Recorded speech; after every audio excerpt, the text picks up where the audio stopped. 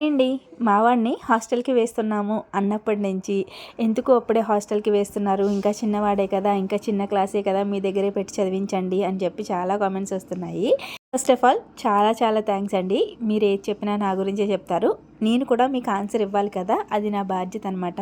నేను ఎందుకు హాస్టల్‌లో వేస్తున్నానంటే ఫస్ట్ వచ్చేసి మాది పల్లెటూరండి. ఇంకా స్కూల్‌కి మాకు కూడా డిస్టెన్స్ ఎక్కువనే ఉంటది. వాడికి స్కూల్‌కి వెళ్ళడానికి, రావడానికి మెయిన్ జర్నీయే సరిపోతుంది. అసలు ఇంటికొచ్చి చదువుకోవడం, రెస్ట్ తీసుకోవడం, కొంచెం సేపు ఆడుకోవడానికి కూడా టైం ఉండట్లేదు. ఉదయం 7:30కి బయలుదేరితే సాయంత్రం 6 అయిపోతుందనమాట ఇంటికొచ్చేటప్పటికి.